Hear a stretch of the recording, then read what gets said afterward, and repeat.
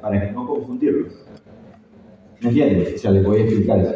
Suponiendo que no estuviera en la pregunta el método, usted puede usar el estándar o el más común y usted puede aclarar ahí si desea que está usando tal método. Sí, dime tu nombre y... Esther.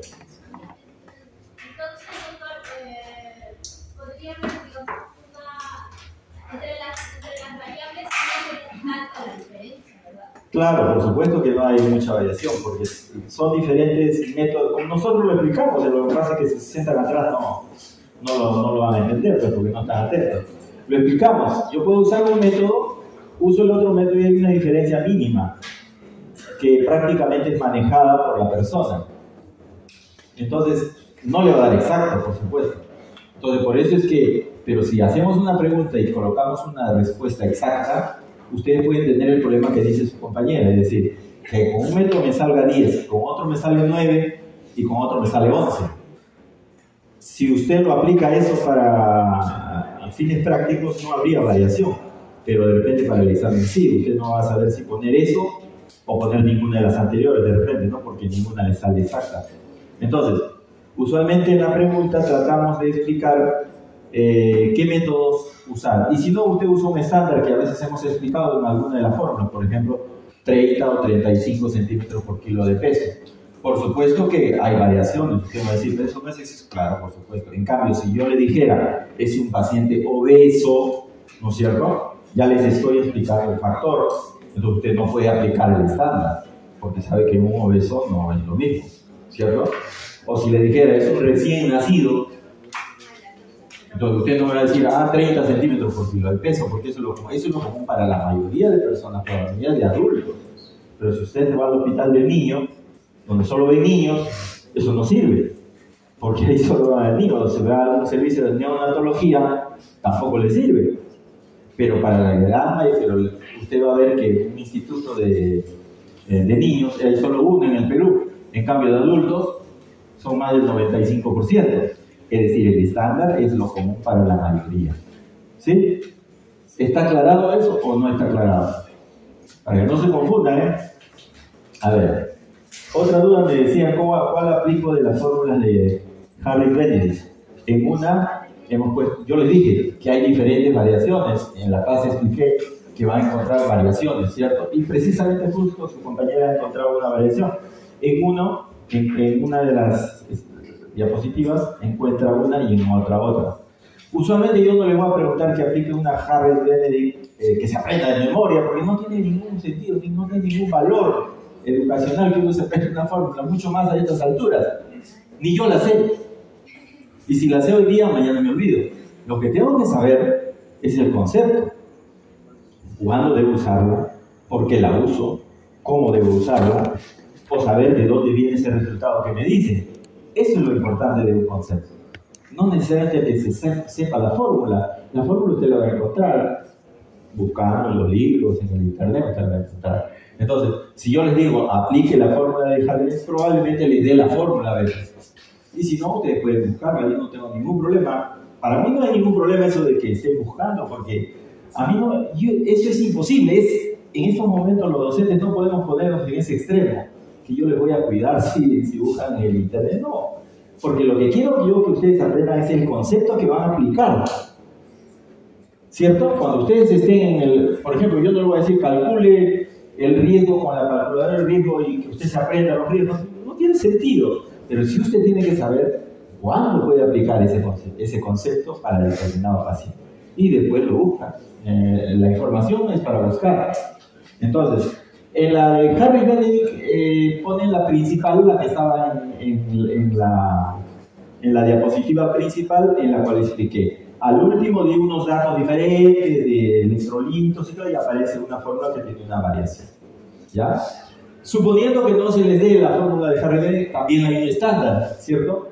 Hay un estándar que se puede manejar de cuántas calorías basales necesita un ser humano estándar, que es diferente a un séptico, que es diferente a un paciente de repente superobeso o un neonato, etc. Aplican ustedes el estándar si no se les explicara. ¿Qué más pueden? ¿Alguna otra pregunta que haya tenido? Porque Están a tiempo, el examen es en la tarde, ahora van a estar pensando en el examen, ya no en la clase. Otra cosa, con respecto al estándar, les hemos dado un estándar de los porcentajes. O sea, para mí más importante es que ustedes sepan el porcentaje de cuánto de agua tienen, porque si usted quiere calcularle a una persona y no sabe la forma, usted puede usar el porcentaje. Tiene el peso y usted sabe que el 60% es agua, y usted puede más o menos tener una idea cuánto de agua tiene en el intravascular, cuánto de agua tiene en el extracelular. ¿Verdad? A ver, otra cosa más. Con respecto a los otros conceptos, si voy a preguntar cómo se manejan las cuestiones de nutrición. En las cuestiones de nutrición parenteral, enteral, o de lo que hemos hablado, más que todo ustedes deben conocer cuándo se aplica, cuándo no se aplica. Cuándo debo, por ejemplo, indicarle a un paciente que debe tener determinado manejo y cuándo no. Porque de repente nosotros vamos a ver, imagínense un paciente que tiene muerte cerebral y no hay posibilidad de trasplante, nada. ¿Cuál es el sentido de una nutrición parenteral total? No tiene una indicación. O un paciente que puede ingerir la vía oral.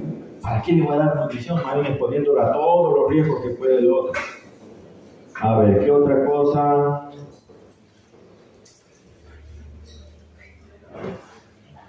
¿Alguna otra pregunta?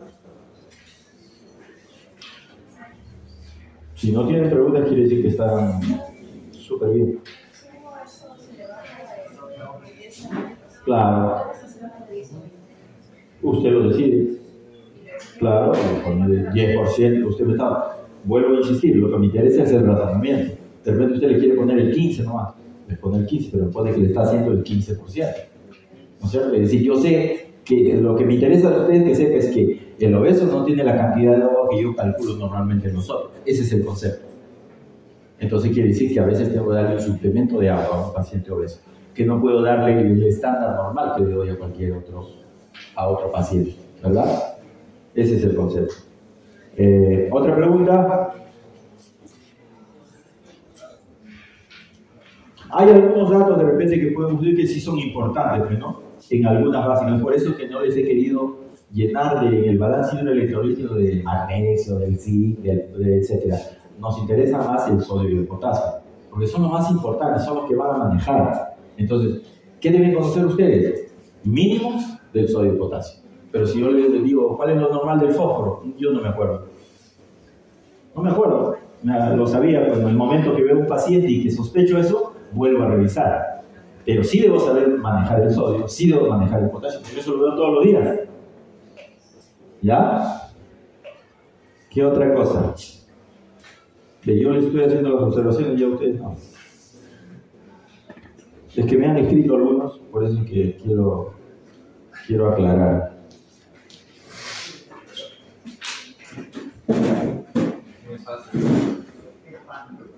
Ya les dije que con respecto a los balances, si les pido un ejercicio, usualmente les decimos que use el método para no confundirlos. Usted tiene que saber usarlo.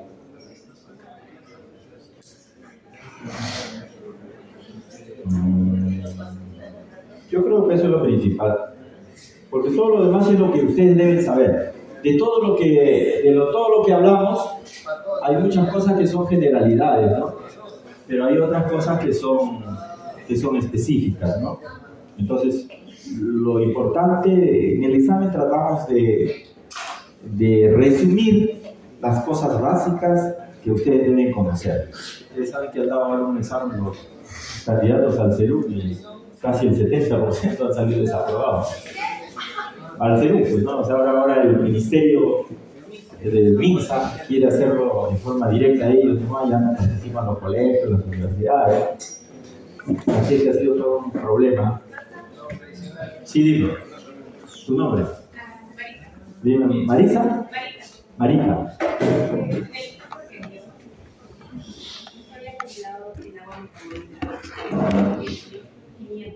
Ya.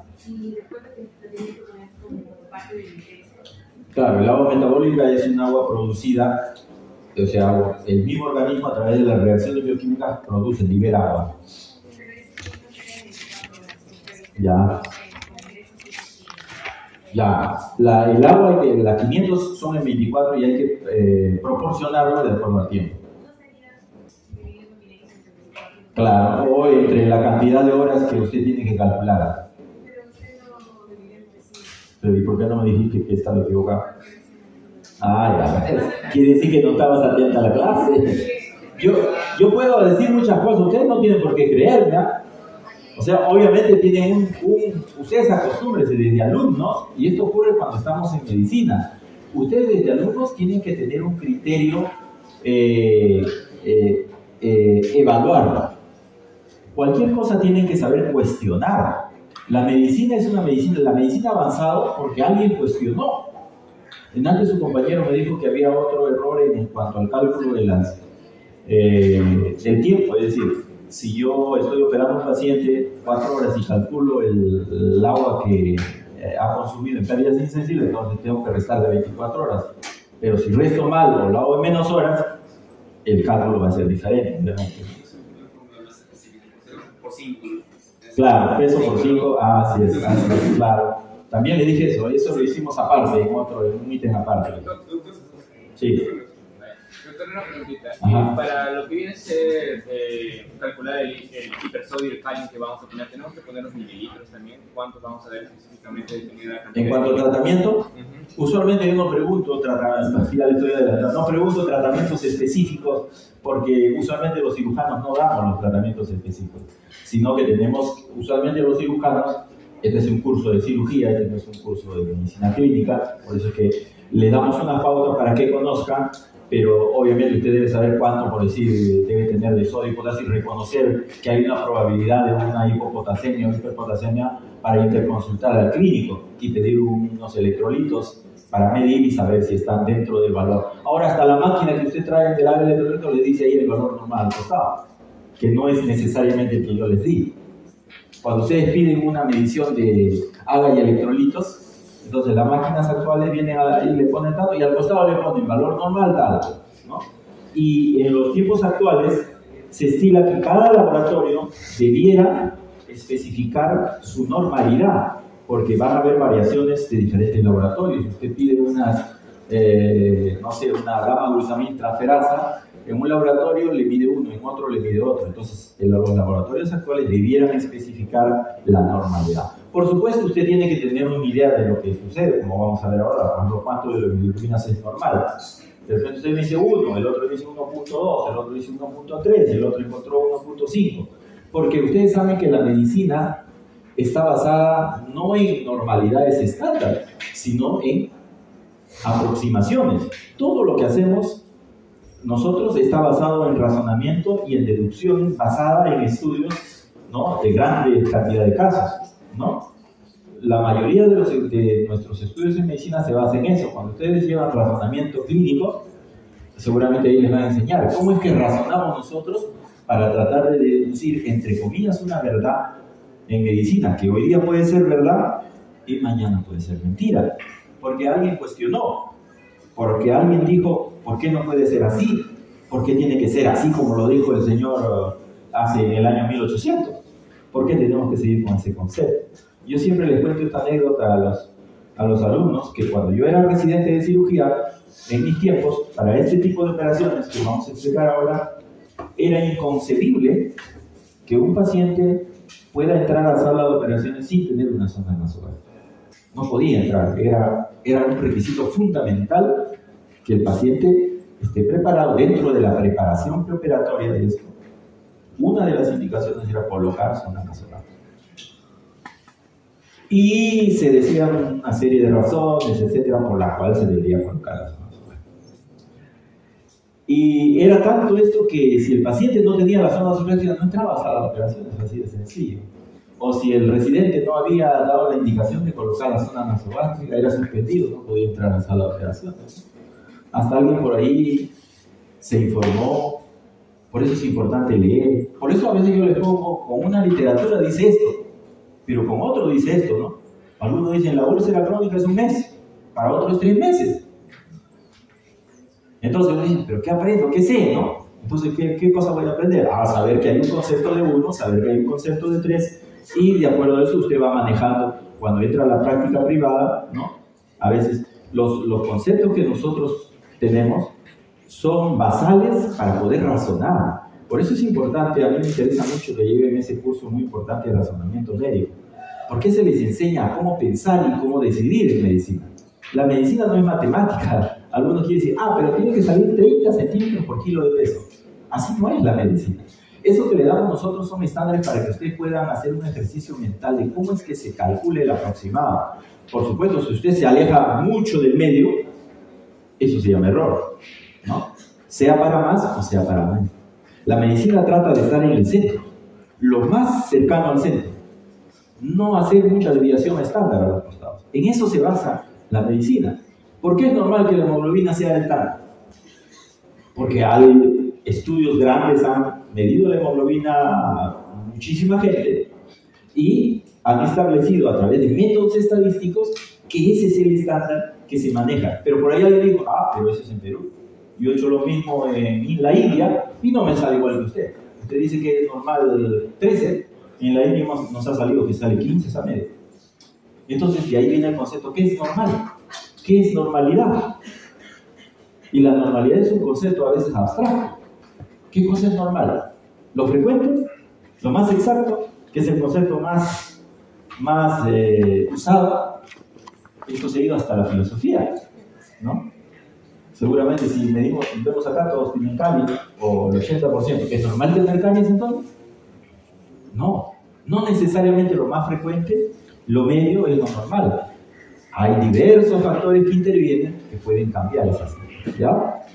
Bueno, no sé si hay alguna otra pregunta, y una vez aprovechamos. ¿Dónde está mi celular? Sí, alguien por ahí dijo. Sí, dime.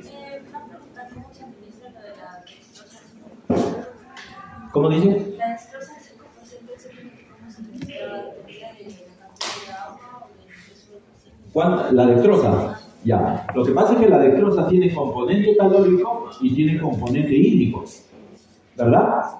Entonces, usted tiene que calcular el componente hídrico y el componente calórico. O sea, a la vez que usted le da una dextrosa, le está dando, por decir 1 litro, le está dando en volumen 1000 centímetros. Pero en calorías le está dando una cantidad, porque depende del tipo de dextrosa. Por eso es que le hice ese cuadrito, ¿no? Si es 5%, si es 10%, etc., ¿no? Que son porcentajes, ¿no? Que ustedes, matemática básica, que es eso, ¿no? 5%, ¿no? Entonces, ahí tiene que calcular el volumen y si es que le piden las calorías, ¿no? ¿Cuánto de calorías le está? Pero si no, usted lo calcula como volumen, nada más. Pero si es calorías, imagínense. A ver, vamos a ver cuántas calorías tiene una dextrosa al 5%. 5%, ¿no es cierto? Lo dijimos en la clase. Ya, usted calcula la cantidad de calorías. Entonces, si usted quiere darle a un paciente su basal de calorías con dextrosa al 5%, ¿cuánto tendría que darle? A ver, vamos a poner 30 calorías en un paciente de 60 kilos. Vamos a poner. ¿Cuánto serían 1800 calorías? ¿Y cuántas calorías me da una dextrosa al 5%? Ya, ¿cuántos frascos tendría que darle? 9. Matemática, 9. básica. 9. ¿Cuántos frascos? 9. Ya, vamos a poner 9000. ¿Qué? ¿9000 le voy a dar para darle sus calorías? ¿Cuál es su basal de un paciente de 60 kilos de agua? Vamos a poner que sea varón, 35. 6 por 3, 18, 6 por 5, 30. Promedio 2000, ¿no? Más, cifras menos. De 2000 a 2000, lo voy a encharcar, le voy a producir un edema agudo pulmonar, porque quiero alimentarlo. No es así. Entonces, ¿qué debo hacer? Aumentar la concentración de la dextrosa. Es decir, ya no lo voy a empezar. Si quiero hacerle eso, tengo que aumentar la dextrosa al 10% o dextrosa al 50% con nutrición parenteral periférica, que es diferente, ¿no? Lo importante por eso es el concepto que usted tiene. Usted dice, pero ¿cómo le voy a dar 9 litros si no puedo darle? Ese es el concepto, ¿no? Usted está utilizando el concepto, ¿ya? Eso es el examen no es difícil, el examen es lo que ustedes tienen que saber. Porque si no, ¿cómo va a ser México? Es lo básico que tienen que saber. Es lo básico que tienen que saber. Hay particularidades que no son necesarias aprender. Por supuesto, siempre hay matices, ¿no? Pero por lo general, son los conceptos que usted tiene que... Igual en técnica quirúrgica, bueno, lo vamos a ver. Lamentablemente el examen está supeditado al primer capítulo. El primer capítulo tiene 4 nomás, mientras que el otro capítulo tiene cantidad. Ese es otro error que hay en el cielo, ¿no? Porque no puede haber un examen para 4 capítulos y luego un examen para 8 o 10 capítulos. O sea, le va a hacer para ustedes la segunda parte, hacer todo, estudiar todo un proceso de 3/4 comparado a 2/4 que están haciendo ahora. Así que sáquense 20 horas. ¿Ya? Sí, pues, porque estos son bastante, bueno, ¿cierto? Estas son muchísimas clases de una, ¿no es cierto? Muy bien, chicos. Vamos hoy día a avanzar algo sobre algo de técnica quirúrgica y algunas cosas, como todavía tienen un espacio, la vamos a recuperar en otro, porque si no les voy a dar todo apurado y no tiene sentido. En técnica a veces hay que explicar para que ustedes tengan una idea de qué se trata. Y vamos a tratar de terminar temprano para que se dediquen a estudiar para la tarde, no se van a estudiar. Se supone que hoy día no se estudia, pero hoy día no se estudia. Ni se repasa porque te confundes. Sí. Es verdad. Muy bien. Una de las operaciones más frecuentes, aparte de la apendicitis que ya vimos la vez pasada, es la colecistectomía. Es una de las operaciones más frecuentes en el ámbito quirúrgico. Hoy día vamos a repasar cuál es la técnica quirúrgica de la colecistectomía. La colecistectomía consiste en la extracción de uno de los órganos digestivos importantes, por supuesto, para la digestión, que es la vesícula biliar. Si bien es cierto, no es el más importante de este trayecto porque puede ser reemplazable. Puedes vivir sin vesícula toda tu vida y a veces lo tienes y te da más problemas a algunas personas. Porque una de las patologías más frecuentes, aparte de la apendicitis, es la colelitiasis, la aparición de cálculos en la vesícula. Y seguramente más de uno de ustedes tendrán un familiar que ha padecido de este problema o padece de este problema. La explicación de la técnica de la historia clínica y la anamnesis, ustedes lo verán en gastroenterología, lo verán en medicina interna. Acá nos vamos a enfocar en las indicaciones, cuándo es que el paciente debe ir a cirugía, cuándo no debe ir a cirugía, y qué es lo que se hace en la sala de operación. ¿Se puede extirpar la vesícula? Sí, pero no siempre se supo eso, ¿no? Desde tiempos antiguos se sabía la anatomía, los sumerios ya sabían, habían esquematizado cómo era el hígado y sabían que había un órgano que era la vesícula, ¿no?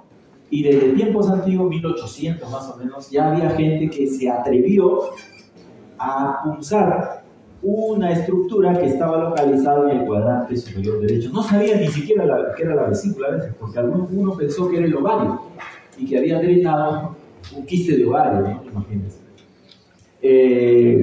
Y usualmente lo que se hacía era colecistostomía, que es diferente a colecistectomía, ¿no es cierto? La colecistostomía era solo punzar la vesícula y extraer el contenido biliar. Era muy peligroso aventurarse a extirpar una vesícula, a diferencia de otros órganos como los intestinos, porque la vesícula está adherida al hígado, como ustedes saben por anatomía. A propósito, el domingo hicieron la práctica, ¿llegaron a hacer colecistectomía o no? Sí hicieron, ya, perfecto. Entonces ya van a entender lo que estamos hablando mejor. Entonces había mucho temor, porque sacar la vesícula del hígado se producía mucho sangrado, se perforaba la vesícula y el paciente se moría por sangrado. Y recuerden que en esos tiempos no había pues ni anestesiólogo, recién estaba empezando algunas ramas de la medicina, el manejo del dolor, etcétera, etcétera. Y atreverse a una cirugía era difícil, era de valiente someterse a una cirugía. Usualmente las cirugías antes de la aparición de la anestesia se hacían con dolor, ¿no? Al paciente trataban de sedarlo con otros métodos y uno de ellos era el alcohol, o había gente ya conocida que se encargaba de sujetar a los pacientes de tal manera que no se muevan por el dolor. Así se operaba, era terrorífico, ¿no? Y usualmente las operaciones eran públicas para los que amaban la medicina, ¿no? Es decir, en los anfiteatros siempre había una sala de operaciones y alrededor estaban los asientos. Y cuando se operaba era como un espectáculo de circo, ¿no? Un paciente gritando, sangre, los cirujanos no usaban delantales, no usaban lo que hemos explicado de bata quirúrgica, mascarilla, nada. No usaban ni guantes porque no existía el guante. El guante de látex ha aparecido después. Era directamente con las manos, ¿no? Era un espectáculo realmente terrorífico, ¿no? Hay muchos nombres que van a ver ustedes en la historia que tienen que ver con esto de la colecistectomía, pero la primera colecistectomía más o menos data del año 1882 por Langerhans, ¿no? Se atrevió a cuestionar lo que se decía en esos tiempos. No se puede operar, el paciente se va a morir, ¿cómo vas a hacer eso? Hasta han condenado a gente que se ha atrevido a cuestionar. Sin embargo, este cirujano se atrevió a dar el primer paso. Tenemos que extirpar la vesícula, tenemos que sacarla para dar un tratamiento adecuado, ¿no? Pero para ello se preparó. No es que se fue a hacer las cosas, estudió como ustedes, antes de dar el paso, ¿no? Se fue a disecar en cadáveres en los que ya estaban fallecidos cómo era la vesícula, cuál era su anatomía, cómo podía controlar mejor ese órgano, ¿no? Y se hizo. Y por supuesto después siguieron una serie de cirujanos, tanto americanos, incluso latinoamericanos, ¿no? En Argentina hay un famoso Milici, que hasta ahora se le recuerda mucho porque es una eminencia dada el tiempo y las condiciones que tenía, cómo desarrolló para poder hacer la colangiografía intraoperatoria, que aún en la actualidad se puede usar todavía a través de diversos métodos, ¿no? Hay un síndrome llamado el síndrome de Milici, cuando la vesícula que es esta, el cálculo migra y se compacta alrededor del colédoco y produce ictericia. El paciente está con los ojos o las escleras amarillas y confunde a veces con otras patologías como hepatitis, etc. Y es un cuadro que se llama síndrome de Milici. Entonces, por supuesto que la indicación principal de extirpar una vesícula es colelitiasis, cálculos vesiculares. ¿Por qué es que algunos tienen o no? No me pregunten eso. Hay muchos factores, muchas explicaciones al respecto, que si come tal cosa, que no come tal cosa. Lo cierto es que el problema persiste aún incluso con gente que usa una dieta libre de grasas. Siempre la cirugía, al inicio, ha sido cirugía, que es lo que vamos a hablar ahora, cirugía convencional. Le llamamos cirugía convencional a la cirugía tradicional, a la cirugía que se ha practicado por muchos años antes que aparezca el método laparoscópico.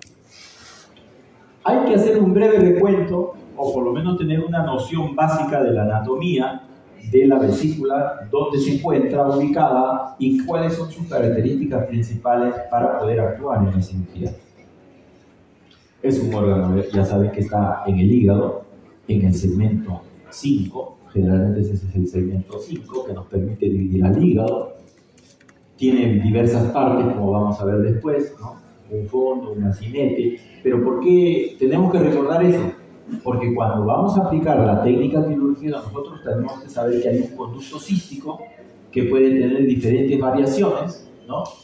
Tenemos que saber que hay un conducto colédoco y que ese conducto colédoco migra hacia el duodeno para drenar la bilis que se concentra en la vesícula biliar a lo largo de todo el hígado. Y tenemos que saber por qué, porque si nosotros ligamos el colédoco, que es una de las complicaciones que ocurren en la cirugía de vesícula difícil, complicada, es un problema terrible para el paciente. Porque si bien es cierto que se puede extraer la vesícula biliar, pero si se secciona el conducto colédoco, el conducto hepático, se ligan inadecuadamente esos conductos, se produce una obstrucción biliar y el paciente tiene que haber una cirugía compleja, que es una derivación de vías biliares, que tiene una alta morbilidad y tiene que ser hecha en centros especializados. Por eso es que hay que conocer cómo debe ser el método o cuándo debe hacerse este método de colecistectomía. Recordar que así, como todo órgano, como vimos en las apendicectomías, hay una arteria que es la que le va a dar la irrigación principal.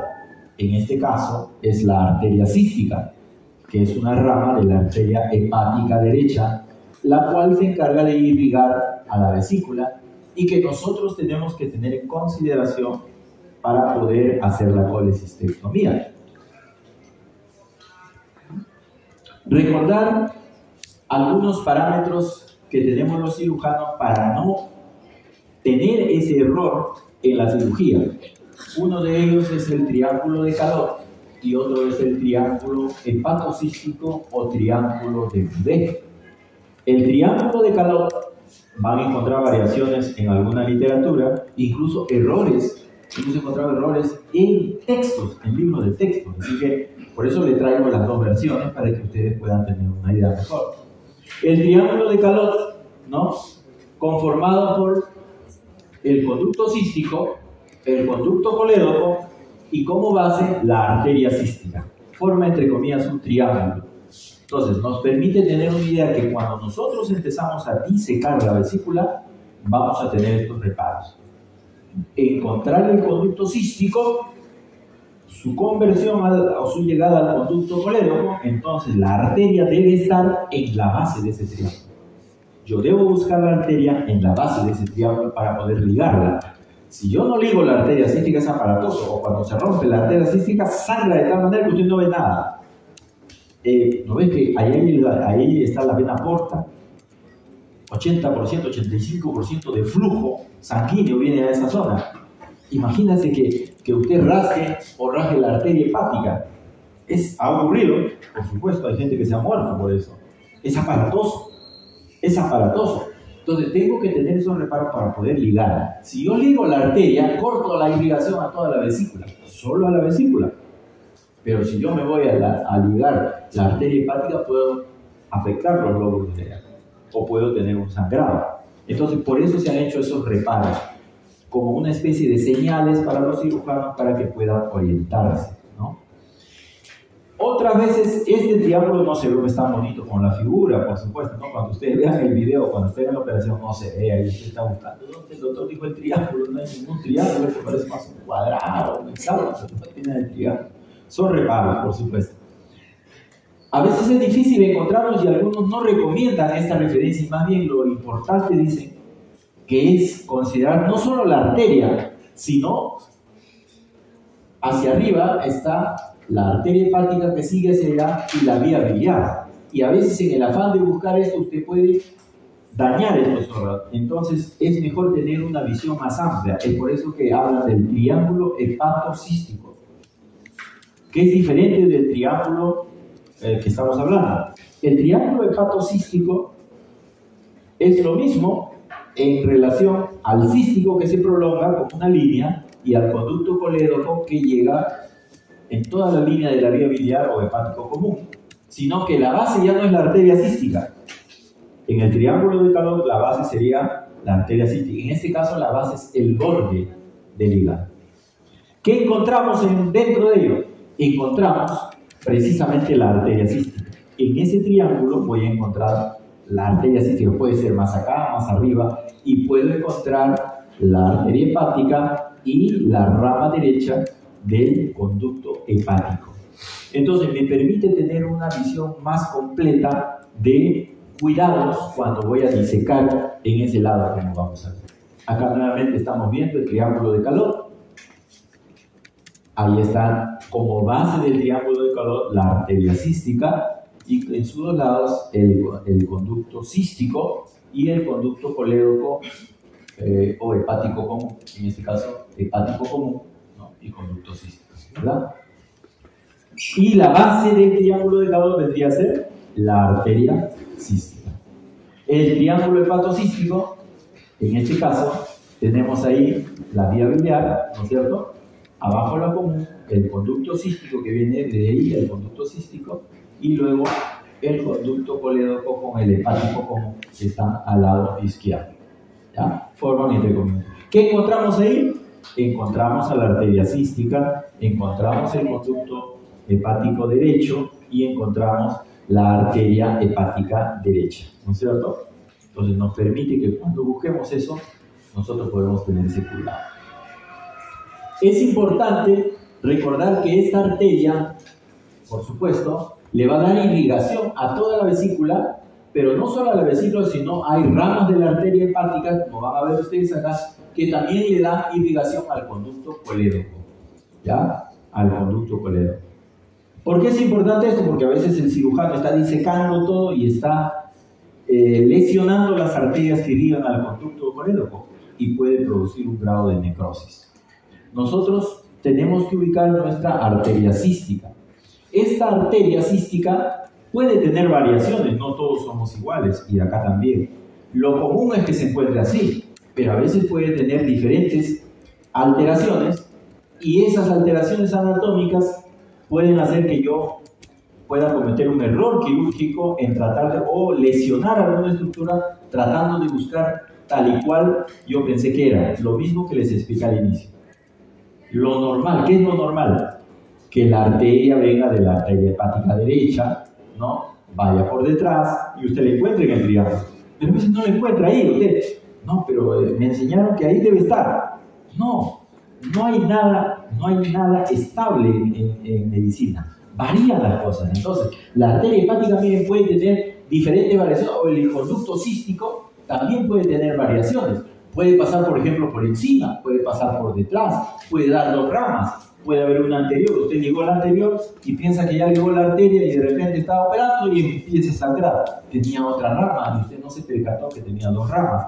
Por supuesto que no es lo frecuente, pero usted tiene que conocerlo, que puedan haber alteraciones anatómicas de la arteria cística o del conducto cístico. El conducto cístico puede estar por detrás, ¿no? Puede ser un conducto cístico largo, que recién desemboca acá y usted cree que terminó ahí arriba, y el cirujano lo liga arriba y deja un conducto cístico largo que le va a dar problemas al paciente. O puede estar por delante o puede estar por detrás. Entonces, hay que reconocer algunas variaciones, que no es anormal, son variaciones que puede tener la anatomía en este procedimiento quirúrgico. Recuerden que la cirugía tiene que tener una estrategia. Recuerden que hablamos eso cuando preparamos al paciente.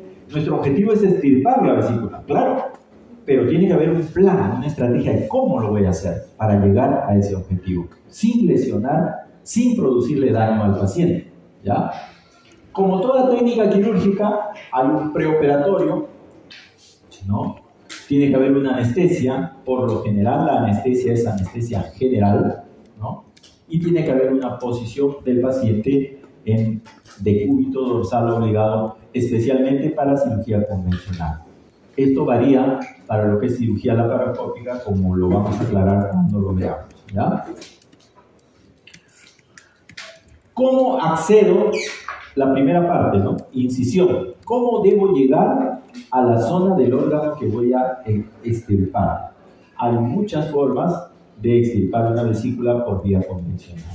Incisiones. Hay muchas incisiones, pero la más frecuente es la incisión subcostal o incisión de Kocher o Kocher.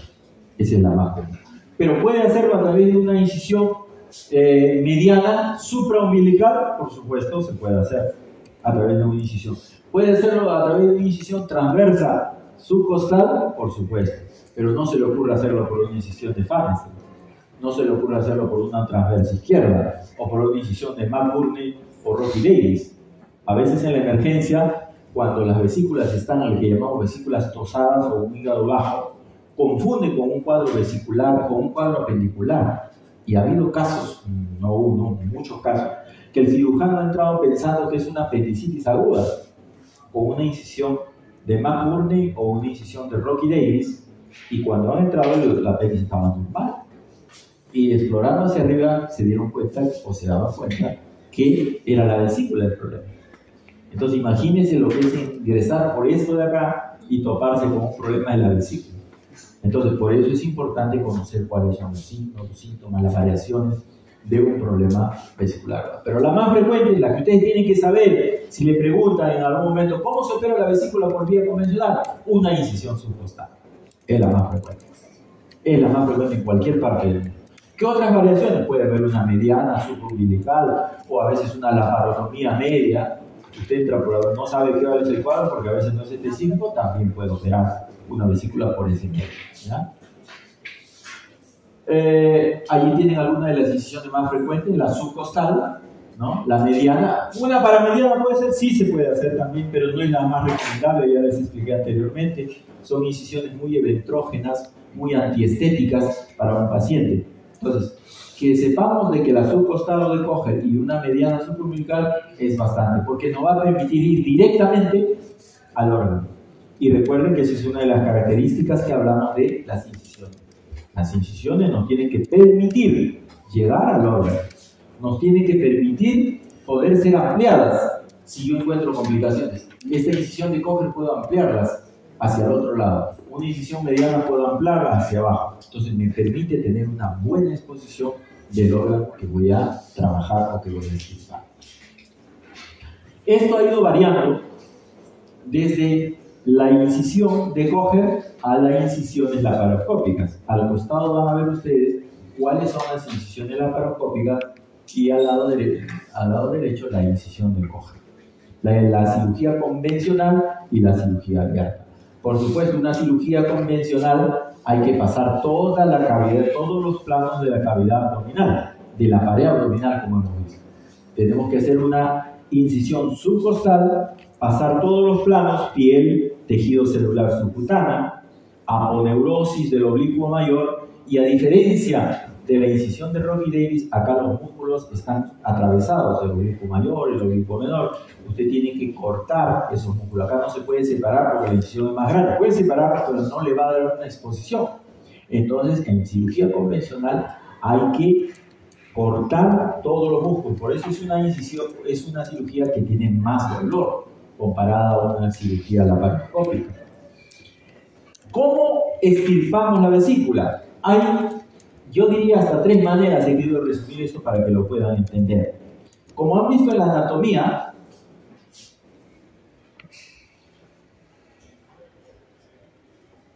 la vesícula tiene más o menos esta localización. Está dentro, o diré en el segmento 5. Prácticamente a veces puede estar hasta empotrada, le llamamos nosotros, en el hígado. Es decir, el hígado está, a veces, la menor cantidad de veces está adosada, pero la mayor, lo más frecuente es que esté parte del fondo metido dentro de la estructura hepática. Entonces, yo puedo, lo importante hemos dicho que tiene que ser la arteria y el conducto cístico. Entonces, yo puedo ir operando desde acá hacia allá, hacia afuera, o empezar de afuera hacia adentro. Entonces, se establecen 2 técnicas en la cirugía abierta que son aplicables también para la cirugía laparoscópica. Puedo ir de adentro hacia afuera, es decir, empiezo por acá y estirpo la vesícula hacia afuera. Otra técnica puede ser que empiezo desde acá a despegarla y la llevo hacia acá. Esa es la otra técnica. Y hay una técnica que se llama mixta, combina las 2. Puedo empezar por acá, hago una parte por acá y luego empiezo por acá. Eso se llama técnica mixta. Algunas de ellas van a tener ventajas y desventajas. Por ejemplo, si yo empiezo por acá, ¿qué ventajas habría? A ver, dígame alguna ventaja.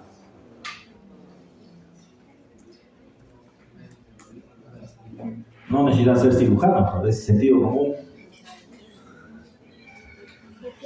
La ventaja más lógica es que puedo encontrar la arteria. ¿No es cierto? Si yo empiezo acá, ¿cómo voy a encontrar la arteria? Pero si entro acá directo, yo puedo encontrar la arteria. Puedo encontrar el cístico directamente. Entonces, si encuentro la arteria, yo puedo ligar la arteria. ¿Y qué pasa cuando ligo la arteria? Ya no llega sangre. Entonces puedo hacer una cirugía con menos sangrado. Si yo empiezo por acá, si me voy en el plano adecuado entre la vesícula y el hígado, el sangrado es menos. Pero si yo logro estar metida la vesícula y no puedo sacar la vesícula y tengo que seccionar parte del hígado, va a sangrar más que la otro lado. Cuando la vesícula por acá está casi libre, es más fácil, porque es más práctico jalar, como es una pelita que está, y la jala y la diseca. Llega acá y recién ahí liga la arteria, después de haber levantado la vesícula. Vamos a explicarlo más detallado acá si no lo entienden. Entonces, en la primera parte de incisión, hemos dicho que en la parte de diéresis, ¿no es cierto? Usted tiene que preparar al paciente y hacer una sección por debajo a 2 traveses de dedo del reborde costal derecho, unos 3 centímetros, y hacer una incisión en dirección a la costilla que está de ese lado, de más o menos 8 a 10 centímetros, en promedio, en una laparotomía. Corta la piel, corta el tejido celular subcutáneo, corta la aponeurosis, secciona los músculos y luego llega al peritoneo visceral. Secciona el peritoneo visceral y usted se encuentra prácticamente delante del hígado y la vesícula por lo general. Entonces, llamamos técnica anterógrada cuando trabajamos del ilio al fondo, es decir, empiezo de adentro y me voy hacia afuera. Eso se llama anterógrada. Empiezo de adentro y me voy hacia afuera. Anterógrada. Se llama retrógrada cuando yo hago lo contrario. Empiezo del fondo de la vesícula y me voy hacia el ilio, donde está la arteria, donde está el conducto cístico. Eso se llama retrógrada. ¿Está claro o no? ¿Ya? Anterógrada, cuando empiezo del ilio, el ilio es donde se encuentra la arteria del conducto, y me voy hacia afuera. Anterógrada. Y retrógrada, cuando, un poco ilógico parece, ¿no? Retrógrada, cuando empiezo del fondo y luego me voy hacia el ilio. ¿Por qué dirá se llama retrógrada? Porque lo fundamental es la ligadura de la arteria. Y en este caso retrógrada, pues estoy haciendo al contrario. Primero estoy sacando la vesícula, estirpándola del hígado y después voy a ligar la arteria. Y mixta, cuando me voy al ilio, ligo la arteria, como vamos a ver después, y empiezo a trabajar desde el fondo hacia el ilio. ¿Está claro? Deben conocer por lo menos esto. Hemos dicho que el paciente obviamente tiene que estar preparado, ya lo han evaluado ustedes, han hecho una historia clínica, han determinado si es una colecistitis aguda, si es un empiema vesicular, si es una coledocolitiasis, si es una colecistitis aguda litiática, etcétera, etcétera. Lo han hidratado, le han puesto sus antibióticos, todo lo que les enseñan en el manejo y en la enfermedad de la colelitiasis. Lo cierto es que al final el clínico dice, vaya al cirujano porque esto no se va a resolver si no se opera. Por más que yo le dé tratamiento antibiótico, lo que sea, el tratamiento actual para la vesícula, ustedes saben, es quirúrgico. Ningún método ha demostrado mayor efectividad estadística nuevamente comparado a la colecistectomía. Hay muchos métodos, ¿no? Desde la dieta, desde la inyección de sales biliares, medicinas que le dan hierbas, etcétera, etcétera. Ninguno ha demostrado la efectividad de la colecistectomía. Entonces, anestesia general, hacemos todos los métodos que hemos visto de asepsia y antisepsia del paciente, limpieza de todo el campo de la pared abdominal, del campo abdominal, se colocan los campos operatorios. Y para la incisión hay que usar, por supuesto, una hoja de bisturí con su respectivo mango, utilizar métodos de separación para separar la aponeurosis, la incisión del peritoneo con la tijera del Metzenbaum y las pinzas Kelly para hemostasia. En primer lugar, en la incisión, ya lo dijimos, una incisión subcostal, donde van a ver ustedes todos los planos, ¿no? La piel, el tejido celular subcutáneo y la aponeurosis. Una vez que ustedes separan la aponeurosis, cortan la aponeurosis, se van a encontrar con los músculos. Hay que atravesar toda esta pared para poder llegar hasta los músculos y poder acceder al peritoneo y luego acceder a la vesícula. Una vez que llegamos a la zona, tenemos que ubicar la vesícula, separar la vesícula y decidir qué técnica vamos a hacer. Por ejemplo, aquí está empezando por el ilio, ¿cierto? Entonces será una técnica al momento, puede ser anterógrada o mixta, no sabemos todavía, porque ambos pueden empezar por ahí, una anterógrada o mixta. Está empezando por el ilio, dice que el ilio y su objetivo acá va a ser ubicar el triángulo de Calón o ubicar el triángulo hepatocístico. ¿Por qué? Porque dentro de la estrategia quirúrgica, primero es ligar la arteria, porque es la que más problemas da. Y segundo, ligar el conducto cístico. Son los dos importantes en la estrategia quirúrgica. Ubicar la vesícula, si la vesícula está muy distendida en lo que se llama hidrocolecisto, es decir, la vesícula se pone como una papaya hinchada, no puede manejarla, se puede aspirar, por ejemplo, ¿no? Una vez que usted ubica, ha ligado la arteria, liga el conducto, usted puede seguir la operación anterógrada y separar a la vesícula del hígado para dejar posteriormente un lecho que se llama el lecho vesicular. ¿Ya?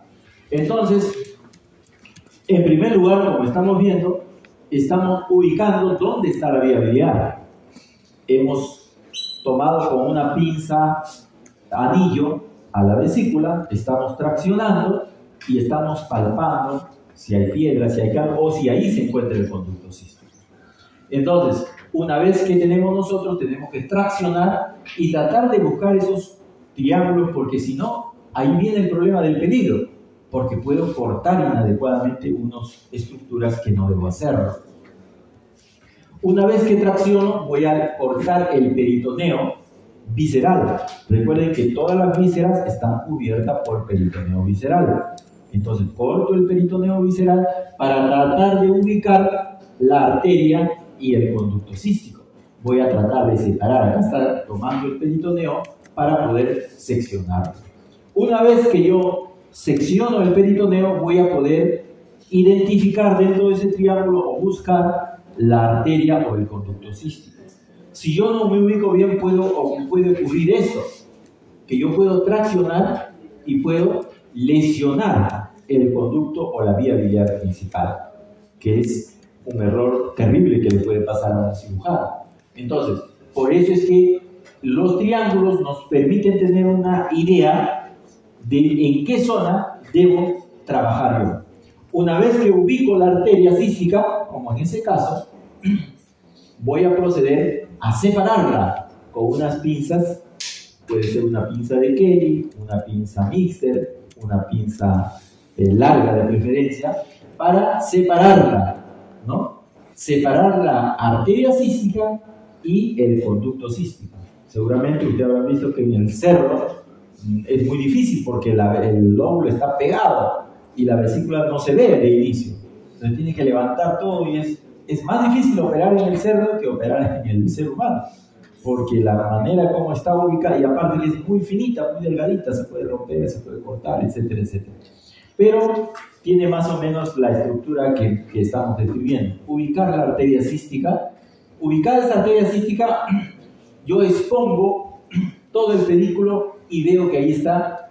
Ubico la arteria, ubico el conducto cístico en ese triángulo, ¿verdad? Eso se llama exponer el pedículo hepático. Esta tracción me permite que una vez que yo he ligado la arteria y el conducto cístico, continúo mi operación separando la vesícula desde el ilio hacia afuera. Técnica anterógrada. Estirpo la vesícula del hígado hacia afuera, ¿no es cierto? Por supuesto, he ligado la arteria cística, he ligado el conducto cístico. ¿Cuál es la diferencia con la técnica retrógrada? En la técnica retrógrada empezamos de arriba. Empezamos a disecar la parte de arriba del fondo, del bacinete, del cuerpo de la vesícula, para tratar de separarla hasta llegar al conducto cístico y a la arteria cística, o a lo que llamamos el ilio. He empezado de acá y empiezo a descender hacia abajo, ¿no es cierto?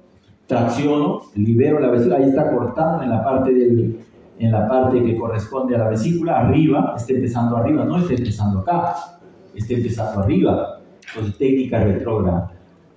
¿Cuándo uso eso y cuándo lo otro? Usted tiene que ver cómo está el órgano, si le permite trabajar mejor de allá o del otro lado. Si le permite trabajar, avance hacia el centro, hasta poder controlar la arteria y el conducto cístico. Últimamente, debido a los problemas que pueden ocasionar el no llevar una técnica adecuada, se dice que debe haber una adecuada visión crítica de seguridad de Stratner. ¿Qué significa la visión crítica de seguridad? Que tiene que tener estas consideraciones antes de ligar o cortar. Primero, disecar completamente el triángulo de Calot. Tratar de ubicar el triángulo de Calot o triángulo hepatocístico, cualquiera de ellos. Centrarse que ha ubicado esa zona, porque a veces uno entra a operar y no identifica nada. Segundo, la vesícula debe ser liberada de su lecho, desde la prolongación cística de la placa iliar o desde su dependencia de la cápsula de Gleason. O sea que el hígado viene con su cápsula y cubre a la vesícula con peritoneo. Entonces, o libero desde la placa iliar anterógrada o libero desde la cápsula o de su serosa, de su peritoneo que le cubre en técnica retrógrada. Tercera, y quizás la más importante, que solo 2 conductos, y solo 2, deben ingresar a la vesícula biliar, que es la arteria cística y el conducto cístico. Si usted ve más de esas 2 estructuras, tiene que reconsiderar, porque puede estar lesionando alguna estructura, sea arterial, sea venosa o sea de la vía biliar. Es por eso que hay que tener estas consideraciones. Es por eso recordar el triángulo de Calot y el triángulo de Hepato cístico, importante en la técnica quirúrgica de colecistectomía. Ya lo dijimos, no vamos a redundar. Entonces, este mismo método puede ser también usado en la cirugía laparoscópica. Los pasos van a ser los mismos. Puede hacerlo de lirio hacia afuera o de afuera hacia adentro. Sin embargo, los procedimientos que se usan son diferentes. Por ejemplo, en la cirugía laparoscópica se puede usar electrobisturí, por ejemplo. O en vez de ligar, se pueden usar clips, como grapas, que en vez de hacer los nudos correspondientes en la cirugía convencional, se puede ligar o clipar la arteria cística o el conducto cístico para luego extirpar la vesícula en cualquiera de sus formas. Y por último está la técnica mixta, aquella que empieza disecando por el hilio, buscando el triángulo de Calot o el triángulo hepatocístico, y luego que ha ubicado y reparado esa vía biliar y ligado a la arteria cística, empieza a trabajar desde el fondo hacia abajo. Por eso se llama técnica mixta, que es la más frecuente, quizás la más utilizada. Casi muy pocos hacen una técnica pura anterógrada o pura retrógrada. Usualmente se hacen técnicas mixtas de acuerdo a cada caso. Ustedes pueden ver acá que están reparando cómo está el conducto cístico, cómo está acá el conducto hepático común y forman el colédoco, y cómo acá se puede formar el triángulo, pero ustedes no ven la arteria. Entonces ustedes asumen que la arteria debe estar acá, si es que consideran el triángulo de Calot. Si usted considera el triángulo hepatocístico, sería esto, el borde hepático, y en esta zona puede encontrar no solo la arteria, sino otras estructuras que tienen que considerar para no lesionar. ¿Ya? Ahí estamos viendo nuevamente lo mismo, ¿no? Cómo es que podremos ubicar el conducto cístico, el conducto hepático común, y en el centro debía estar la arteria. ¿Para qué nos sirve también esto? Cuando nosotros queremos hacer un estudio de la vía biliar. Si nosotros sabemos que el paciente tiene cálculos, esos cálculos que están en la vesícula pueden migrar a través del conducto cístico y pasar al colédoco y transformarse en otra patología que se llama coledocolitiasis, que tiene otras complicaciones, otras connotaciones y que ha ido variando a lo largo de este tiempo en la cirugía. Antes todo eso se operaba, ahora ya no. Se puede hacer un estudio a través del conducto cístico. Una vez que yo ubico, puedo pasar una cánula en el conducto cístico y puedo pasar una sustancia de contraste para poder tomar unas radiografías y poder explorar cómo está la anatomía de la vía biliar y si es que hay o no hay cálculos en la vesícula biliar. Eso se llama colangiografía intraoperatoria. Colangiografía intraoperatoria. Canulo el conducto cístico y a través del conducto cístico paso una sustancia de contraste, una sustancia que va a pintar toda la vía biliar y me va a permitir tomar unas radiografías y ver cómo está la vía biliar. Eso ha ido cambiando. Por ejemplo, ahora en centros muy especializados se usa el verde de indocianina, donde yo no necesito hacer este procedimiento porque puedo visualizar a través de este colorante cómo son las estructuras, ¿verdad? Pero lo que deben saber es que se realiza una colangiografía intraoperatoria canulando el conducto cístico y pasando una sustancia de contraste. Al pasar la sustancia de contraste, yo voy a tener una imagen en la radiografía como esta. Me va a permitir visualizar toda la vía biliar hasta su llegada, incluso puede verse el conducto pancreático. ¿Para qué me sirve esto? Para ver si es que hay piedras, si hay estenosis, si hay tumoraciones, si es que no estoy lesionando una parte de la vía biliar cuando estoy seccionando, antes de seccionar, nos permite hacer un estudio de las vías biliares. Pueden ver el hepático derecho, el hepático izquierdo, sus otras ramas, pueden ver el hepático común, el colédoco, el inicio donde queda el cístico, nos permite ver la morfología, la anatomía, la forma, cómo se encuentra y prevenir complicaciones. Ahí están viendo, por ejemplo, un cálculo, como un cálculo ha migrado y se ha impactado en el conducto colédoco. Si yo lo opero al paciente, le extirpo la vesícula con cálculos y lo mando a su casa, ese paciente va a regresar mal, porque no he resuelto el problema total. No he detectado que tenía un problema total, que las piedras ya estaban en el conducto colédoco. ¿Hay formas de cómo manejar este problema cuando se encuentra? Sí, hay muchas formas. Una de las formas sería abrir el conducto del colédoco y extraer directamente la piedra. No es tan fácil, porque el conducto colédoco tiene varias partes y no es derecho, como se ve en la figura. Existen unas pinzas que se llaman pinzas canastillas de Dolmia, que son pinzas que se ingresan dentro de la cavidad y adentro se abren. Al abrirse, atrapan la piedra, atrapan la piedra y jalan la pinza canastilla y puedes extirpar la piedra que está dentro del conducto colédoco. Si por A o B no se pudiera extraer por cirugía abierta ese cálculo, se puede dejar un drenaje en la vía biliar. Recuerdan que hablamos de un cirujano argentino, Mirisi. Precisamente él ayudó a que esto pueda popularizarse a nivel del mundo y se sigue usando todavía actualmente en los centros que no tienen coledocoscopio. Se coloca una sonda de T, o llamado tubo de T-Inker, en el cual se le coloca dentro del colédoco el tubo y se le saca por una apertura del abdomen para que la bilis temporalmente salga por acá.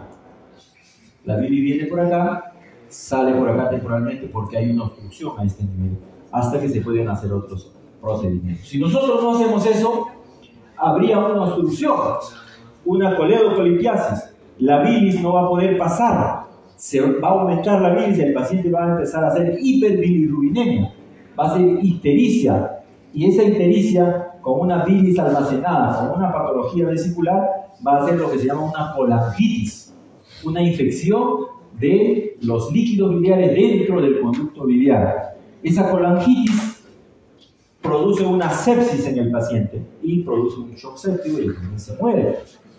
Entonces, por eso es importante recordar estas cosas. Acá estamos viendo cómo en tiempos actuales, y dependiendo del centro donde se encuentra, pueden tener un aparato que se llama coledocoscopio, que ya no necesitaría que usted haga esa técnica con el tubo o la colangiografía inyectándole sustancia de cotonete. Acá usted directamente entra con un endoscopio, un microendoscopio de 3 milímetros más o menos, a través de una apertura del cístico o del colédoco, y usted puede visualizar directamente si hay o no piedras. Si está seguro que no hay piedras, usted termina la operación. Pero si está seguro que hay piedras, tiene que tratar de extirpar las piedras hasta donde sea posible o colocar un drenaje de T o con el tubo de Kerr, ¿no? A veces hay casos en los cuales esto se ha complicado y yo no puedo manejar o hay un problema en la vía biliar. Entonces, si yo no puedo resolver ese problema, yo tengo que hacer algunas técnicas que me resuelvan ese problema, y eso se llaman derivaciones. ¿Qué quiere decir derivaciones? Que la bilis que venía y normalmente llegaba a la segunda porción del duodeno, ¿no es cierto? Ustedes saben que el colédoco llega a la segunda porción del duodeno. Yo tengo que hacer lo que se llama colédoco duodeno anastomosis. Acá la figura no está completa. Recuerden que este colédoco viene por acá, pasa por la parte del páncreas y drena recién acá, ¿verdad? Acá estaría incompleta este de acá. Como yo tengo un problema en el colédoco, en la figura que han visto acá, en estos casos, toda esa parte del colédoco no se ve. Y esa parte está complicada, está impactada el cálculo, o hay un tumor. en la ampolla de bata, por ejemplo, por ponerles un ejemplo, o una estenosis que no puedo manejar. Entonces yo tengo que hacer uso de otras técnicas quirúrgicas como son las colédoco-duodeno-anastomosis. Estas colédoco-duodeno-anastomosis significa que voy a anastomosar el colédoco, voy a unir el colédoco con el duodeno. Voy a hacer como un bypass. En vez de que la bilis pase por acá y llegue hacia acá, voy a hacer un corte en el duodeno acá, voy a hacer un corte en el colédoco acá y voy a unir el colédoco con el duodeno en este caso. Por eso se llama colédoco-duodeno-anastomosis. Voy a anastomosar dos vísceras huecas. Pero también, a veces, esa primera puede traer problemas. ¿Por qué? Porque imagínense, estamos en la primera porción de la bilis viene acá y de frente y puede haber reflujo. La bilis es alcalina, hay reflujo y algunos pacientes pueden tener complicaciones o pueden tener problemas por el reflujo biliar ante una colédoco-duodeno-anastomosis. En cirugía de muy emergencia, donde el tiempo operatorio es corto, puedo hacer esto. Pero si yo sé que hay una técnica mucho mejor, tengo el tiempo suficiente en el paciente, es un paciente joven que tiene un pronóstico de vida más largo y que las complicaciones prefiero que no sean las peores para él, sino darle la mejor forma de vida, mejor expectativa, uso lo que se llama la colédoco-yeyuno-anastomosis. La colédoco-yeyuno-anastomosis significa que normalmente la vía biliar va a venir y ustedes saben va a drenar en la segunda porción del duodeno. Pero hay un problema acá, está obstruido. Puede ser por un cálculo, que es lo que estamos viendo, un tumor, una estenosis, lo que sea. Entonces yo quiero derivar. Hemos dicho que la primera es colocar esto acá. Es una forma, pero tiene problemas porque está cerca. La otra alternativa, que es la más segura, la más efectiva y que le da menos problemas al paciente, pero que es técnicamente más dificultosa, es la colédoco-yeyuno-anastomosis. Yo ustedes saben, acá llega el duodeno y esto se llama, ¿cómo se llama esto? Ángulo de Treis. El ángulo de Treis y empieza el yeyuno. Voy a cortar el yeyuno a este nivel, más o menos 60-65 centímetros. Miren, voy a cortarlo. Y esta asa de acá la voy a llevar arriba. Esta de acá es esta. La voy a llevar arriba y voy a hacer una anastomosis entre el colédoco y el yeyuno. Término lateral. Término lateral. Estoy llevando hacia arriba y este quedó abierto, ¿verdad? Eso que está abierto lo voy a anastomosar término lateral con el otro yeyuno. Entonces, ¿qué va a pasar? Que la bilis ya no va a llegar acá, sino va a venir por acá y va a llegar acá. Ahora ustedes dirán, ¿y cómo vienen los alimentos? Pues los alimentos vienen por acá, vienen por acá, vienen por acá y se unen acá. Y se va a producir el proceso de difección adecuado. No va a haber reflujo. ¿Por qué? Porque imagínense, hay 65 centímetros hacia arriba, entonces el paciente no va a tener ese reflujo, esa acidez que siente o que les produce náuseas, etcétera, etcétera. Por supuesto que no todos producen. Esta técnica de colédoco-yeyuno-anastomosis, por supuesto, demanda más tiempo. Es mucho más difícil, pero es mucho mejor comparado a la otra técnica. ¿Ya? Pero a veces, ¿qué puede pasar?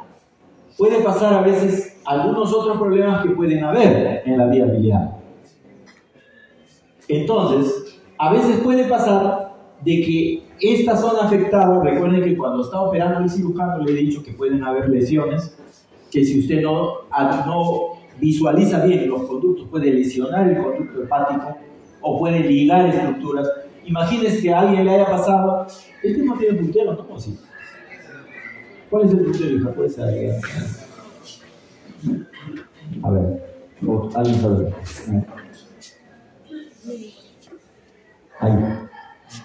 Ahí, perfecto. Ya. Entonces,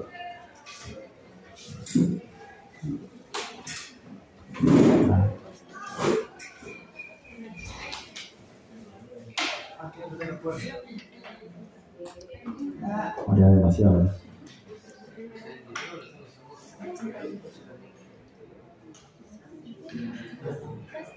A ver, estábamos, si me siguen, ¿no? Habíamos dicho que primero puede ser una colédoco-duodeno-anastomosis, es decir, llevo el colédoco al duodeno. Es una primera forma de poder resolver técnicamente esto. Una segunda es que yo... A ver, ahí se supone que debe... Entonces, en la segunda, como yo tengo el problema acá y hay mucho reflujo, yo puedo llevar, hemos dicho, una asa yeyunal, la secciono y la llevo hacia arriba y la anastomoso con el colédoco. Pero ¿qué pasaría si yo he lesionado esta zona? O hay un tumor en esta zona, ¿no? Entonces no tendría con qué anastomosarlo, tendría que hacerlo acá arriba, y cada vez son más delgados los conductos cuando están en el hígado. Ya no podría a veces hacer esta técnica, o sería mucho más difícil, ¿no? Porque está más arriba. Entonces hay otra técnica que se llama la técnica de hepato-yeyuno anastomosis en Jeder-Russ. Que es parecida a esta de acá, que también es en Jeder-Russ. Como ustedes lo ven, acá se forma como una I, ¿no? Como una I. Entonces, la hepato-yeyuno anastomosis es una técnica mucho mejor comparada a la anterior. ¿En qué sentido? El colédoco tiene un diámetro, puede ser de más o menos 1 centímetro, y cuando está dilatado puede llegar a 1.5, pero si no está dilatado, imagínense que yo hago una anastomosis acá con una apertura de menos de 1 centímetro, con un intestino, cuando cicatrice se puede cerrar, porque es muy pequeño. Entonces ese riesgo tiene esta anastomosis. Entonces yo debo tener una apertura más amplia para que el paciente no tenga complicaciones posteriores. Imagínense que yo hago esta anastomosis y todavía han quedado cálculos arriba, porque hay casos en los cuales no puede pasar por acá, o eso se estenosa, se estrecha, porque es muy pequeño. Entonces hay una técnica que se llama la hepato-yeyuno anastomosis. Esta técnica nos permite hacer una anastomosis entre la placa iliar, los conductos hepáticos, ¿no? Los puede juntar y hacer una anastomosis parecida a la anterior, pero más amplia. Igualmente, de la misma forma, eso se llama hepato-yeyuno anastomosis en Jeder-Russ.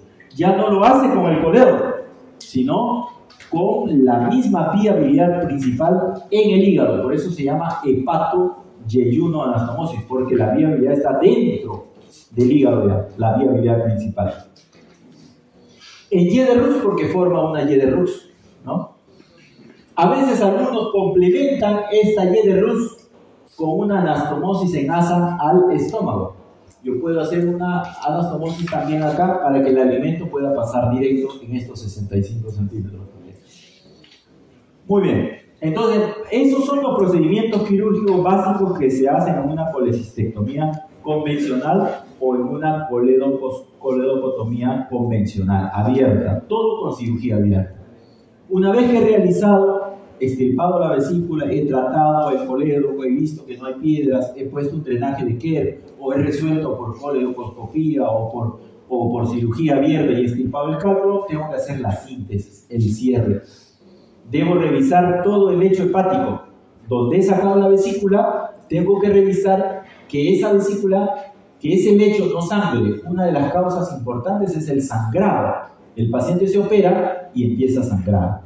Tengo que lavar la zona cuando hay una colecistitis aguda, poner drenajes si necesita drenar esa cavidad, ese lecho que ha quedado, y cerrar luego el peritoneo, nuevamente que abierto, usualmente con sutura absorbible a largo plazo como el Vicryl, la poliglactina 0 o 1, cerrar igual la poneurosis con sutura no absorbible o sutura absorbible a largo plazo como el nylon, como la poliglactina, con puntos separados, o puede hacer un surjet también, como hemos aprendido en la práctica. Por último, cerrar o afrontar los músculos, y por último, cerrar la piel, ¿no? A ver.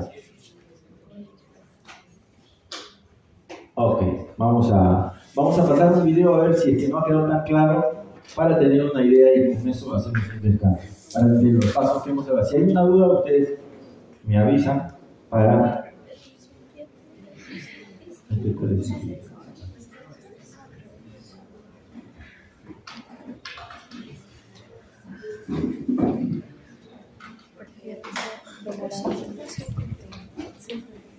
Sí, sí.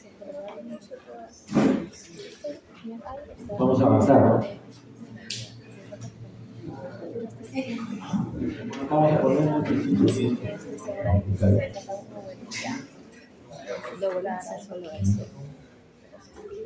Usualmente ustedes van a ver así la estructura del hígado y la vesícula hacia este lado, ¿no? Acá están viendo el lóbulo izquierdo, como vamos a ver después. Acá está entrando bajo cirugía laparoscópica, pero yo quería ver la estructura abierta. Vamos a ver, no sé si es esta, creo que me he equivocado de video. Sí, vamos a cambiar de video. Esa es la colecistectomía laparoscópica. La colecistectomía. Abierta está al costado de la cruz. Ajá, ahí. Este, ¿no? Ahí, pero hay otro más, falta uno. Este es un esquema de cómo es una cole abierta, para que más o menos ustedes puedan entender lo que les he explicado, pero me interesa esta parte. La incisión, ¿no? Una incisión de Kocher, ¿no?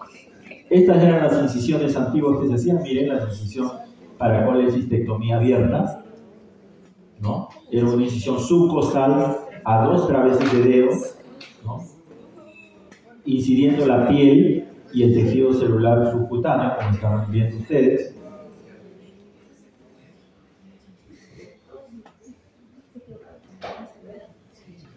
Se puede usar electrobisturí en las primeras partes, ¿no? Actualmente todos los hospitales tienen electrobisturí, es común usar, anteriormente no se usaba. Vamos a avanzar todos los planos, estamos en el celular subcutáneo, vamos a llegar ya, han llegado acá el músculo, ¿no? Como ustedes están viendo, la aponeurosis anterior acá, después de esto, y van a seccionar los músculos. Como ustedes están viendo, colocan una pinza y el cirujano está seccionando los músculos de la pared abdominal a través de electrocauterio con la función de coagulación.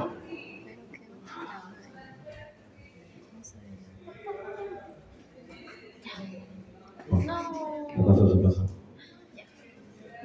Es que quiero hacerlo por partes, si no, no terminamos.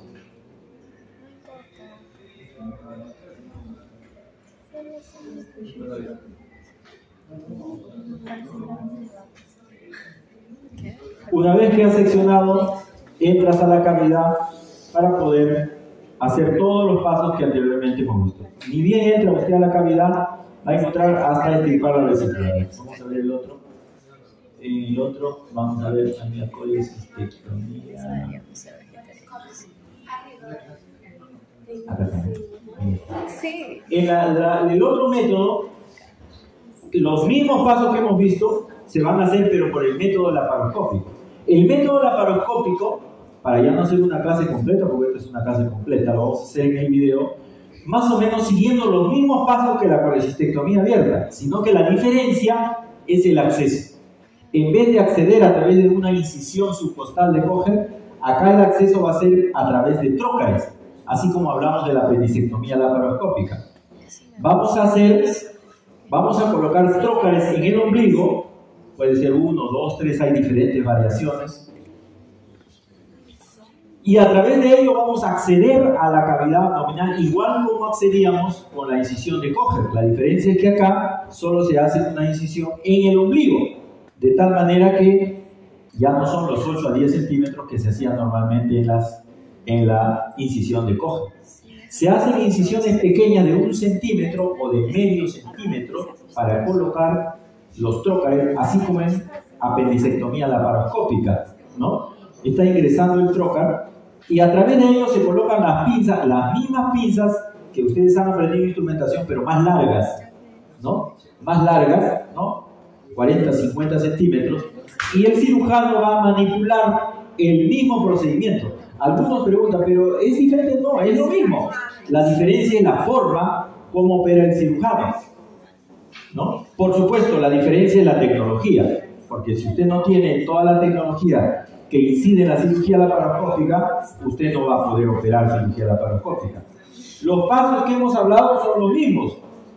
Tiene que tener en cuenta el triángulo de Calot, el triángulo hepatocístico, clipar o ligar la arteria, ¿no?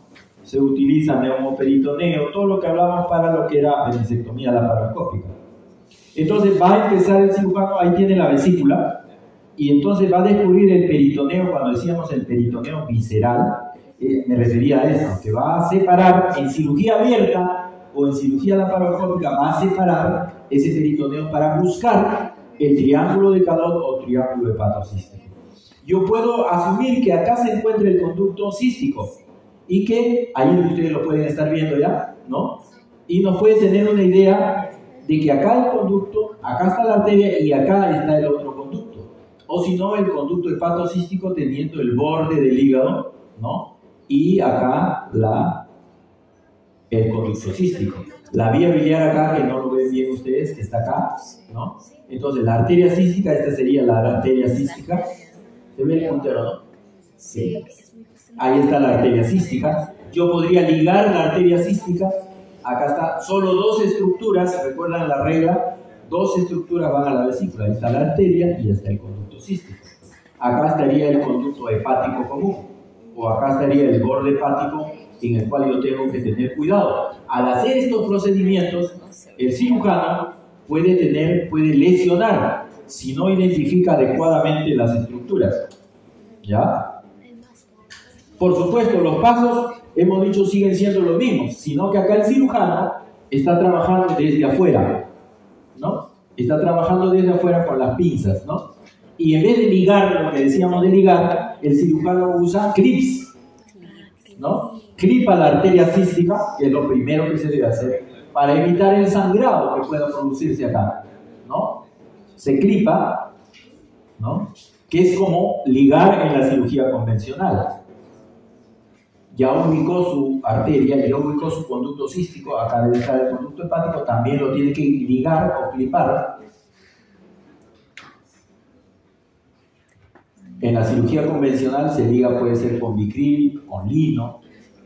Acá se usan clips de titanio, que son permanentes, pueden quedar en la persona, no producen ninguna reacción. Y posteriormente tiene que seccionar la arteria, ¿no? Con una tijera laparoscópica, que sería el equivalente a una tijera de Metzenbaum, ¿no? Esta es una Metzenbaum, pero en material laparoscópico.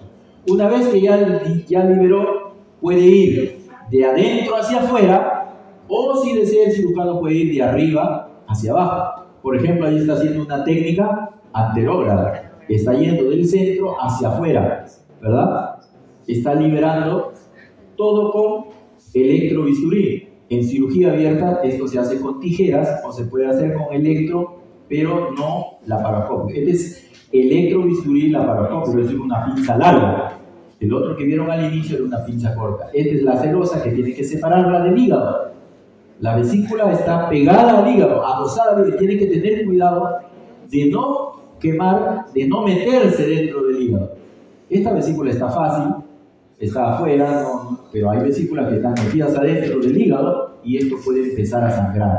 Porque la irrigación que se ha cortado es de la vesícula, más no del hígado. Ha terminado una técnica anterógrada, ¿no es cierto? Y luego se extirpa la vesícula, como acá no hay incisión, por el trocar por donde ingresó la cámara, por la T1 o la T2 que llamamos. Yo creo que como no hay una clase completa de esto, la única es darles un resumen para que ustedes tengan una idea de los pasos, que son los mismos, y se extrae la vesícula, se aspira hacia afuera. Miren, el cirujano viene, se para por el ombligo, y va a aspirar la vesícula. Si es que no puede las piedras, porque hay piedras, tiene que extirparlas con una pinza. Si son piedras muy grandes, tiene que pasar con una pinza a través de la vesícula para poder extirparla y sacarla por la vesícula, ¿no? Y extraerla de esta forma. Otros usan una bolsa, porque ¿qué pasaría acá si se le revienta cuando está jalando? Toda la bilis se quedaría dentro del abdomen. Entonces algunos cirujanos utilizan una bolsa, o a través de esa bolsa extraen la vesícula, como vimos en el apéndice. Luego se retiran los trócares, ¿no? Y de esa manera se cierran las pequeñas incisiones que se hicieron para la cirugía laparoscópica. Antes teníamos una clase que era evolución de las técnicas de colecistectomía, ahora no la tenemos, donde ustedes pueden ver todo el desarrollo de cómo es que se van cambiando los métodos de cirugía laparoscópica, ¿no? Por supuesto, comparado a la cirugía abierta, las incisiones de acá no son nada, porque son incisiones pequeñas, ¿no?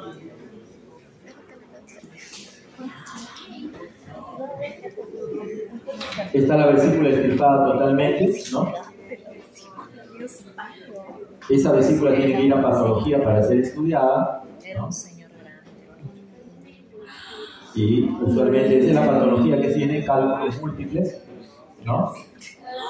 Que a veces producen el cólico. Los pacientes vienen por cólico, ¿no? Un cólico intenso. Si eso migra al colédoco, produce una coledocolitis, ¿verdad? Una coledocolitis. Muy bien, hacemos un pare por ahora para descansar y luego seguimos para la siguiente clase, ¿verdad? ¿Qué pasó? Tenemos 10 minutos de descanso. Pregunta si hubiera. Yo supongo que, o sea, adentro cuando no puedes suturar nada, o sea, cuando sales solamente tienes que suturar piel y ya, o... Ya, muy buena pregunta. Adentro, al inicio de la cirugía laparoscópica, no se podía suturar, era muy dificultosa. Entonces los cirujanos han tenido que ir desarrollando técnicas. Como era muy difícil hacer ustedes han practicado sutura, ¿no es cierto?, abierta, y aún ahí al inicio es difícil, hasta ir pero a medida que usted va practicando, le van saliendo los nudos. Igual es en cirugía laparoscópica. Al inicio se usaba clips, pero en los tiempos actuales los cirujanos jóvenes que están entrando, como ustedes, por ejemplo, aunque ustedes ya ni siquiera van a hacer eso, ustedes harán cirugía robótica, que es lo que está ahora en boga. Entonces, se puede suturar adentro, usando las mismas pinzas, usando la misma técnica que ustedes han aprendido en cirugía menor, lo mismo se puede hacer con cirugía laparoscópica. ¿Ya? Se puede hacer, se puede suturar, se puede hacer la anastomosis en Y de Roux, se puede hacer la coledocoduodeno, todo por vía laparoscópica. Todo por vía laparoscópica, sin necesidad de seccionar, sin necesidad de hacer incisiones grandes. ¿Ya? En la siguiente parte que venimos, ahí podemos tener una idea un poquito más explicada de esto. ¿Ya? No sé si hay alguna otra pregunta. Donde descansamos 10 minutos. Sí, dime. Esa es una excelente pregunta, muy bien. Siempre es una pregunta que hasta en los congresos no se ponen de acuerdo ahora. ¿En quiénes se debe hacer colangiografía? Entonces, ¿por qué? Porque ¿cómo sabemos que el paciente tiene un cálculo en el colédoco, que le estoy sacando la vesícula y no le estoy dejando una piedra en el colédoco? ¿Cómo saber? Entonces, eso viene desde el preoperatorio. Cuando yo preparo a un paciente, tengo que tener un diagnóstico lo más preciso posible. Tengo que hacer un buen ecografista, por eso esas ecografías de 20 soles que hacen afuera. Actualmente todos los médicos quieren ser ecografistas, terminan su carrera y están haciendo un curso de ecografía de 3 meses y hacen informes ecográficos. Los cirujanos no nos dejamos nunca llevar por uno de esos informes. Siempre pedimos que sea una ecografía hecha por un radiólogo. ¿Por qué? Porque visualizar por ecografía el colédoco es más difícil que visualizar la vesícula. Cualquiera puede visualizar la vesícula, pero visualizar el colédoco no. Ecográficamente hay que saber hacerlo. Entonces, la probabilidad de que haya un cálculo en el colédoco y usted no se dé cuenta aún con ecografía es casi del 20%. Todo paciente que entra a cirugía tiene ese riesgo. Pero ¿quiénes tienen más riesgo? Eso se ve en el preoperatorio. Por ejemplo, pacientes que tienen cálculos pequeñitos. Los que tienen cálculos pequeñitos pueden pasar el cálculo a través del cístico y llegar al colédoco. En esos tienes que hacer colangiografía. Los pacientes que hayan tenido antecedentes de ictericia, que no hayan tenido hepatitis, que no hayan tenido otra causa y han tenido cólico e ictericia y después, porque el cálculo puede pasar, esos tienen que hacer colangiografía intraoperatoria, porque tú no sabes si está. Los pacientes que están histéricos ni hablar, que entran a una colecistectomía y están histéricos, tienen que hacerle sí o sí, ¿ya? Los pacientes que tienen de repente una patología sospechada como una tumoración en la vía biliar abajo, ¿no? Entonces, todo eso se hace en el preoperatorio. Otra causa, los pacientes en los cuales se ve ecográficamente el colédoco y tenga un colédoco dilatado. Aunque no vean el cálculo, pero el colédoco está más de 10 centímetros, entonces hay que hacer una colangiografía. Aquellos pacientes cuya bilirrubina esté un poco elevada, más de lo habitual, 2 veces o 3 veces, hay que hacer colangiografía. Aquellos que tengan un perfil hepático con una fosfatasa alcalina o una gamma-glutaminas-transferasa elevada, que significa aumento un componente colestásico, esos tienen que hacerse colangiografía intraoperatoria. En aquellos pacientes que no tienen esas características, se puede obviar. Hay centros en los cuales le hacen a todos, ¿no? Por ejemplo, en un tiempo en el Cayetano Heredia, a todos entraban. Al que entre le hacen a toditos colangiografía intraoperatoria. Aún haciendo la colangiografía, puedes equivocarte. ¿Por qué? Porque el cálculo puede quedar flotando en el medio del contraste y tú no lo ves ni por allá, ni por acá, ni por los costados. Y pese a que le hicieron colangiografía, quedan cálculos residuales. Sin embargo, en los tiempos actuales, eso ya no se resuelve con cirugía. Se resuelve por colangiopancreatografía retrógrada endoscópica. El paciente le pasa un endoscopio con visión lateral y el gastroenterólogo, o en algunos países el cirujano, extrae la piedra a través de la ampolla de Backe. Pero no en todos los casos. Si son piedras muy grandes, piedras que están enclavadas, el gastroenterólogo no puede extirparlas, tiene que hacerse de esta manera. O aquellos en los cuales tiene complicaciones. Hacer una SEPRE te puede dar pancreatitis aguda y te puede llevar incluso a la muerte. O puedes, al momento de hacer la papilotomía, seccionar o perforar el duodeno. O sea, tiene su riesgo. ¿Ya? Bien, descansen, chicos. 10 minutos.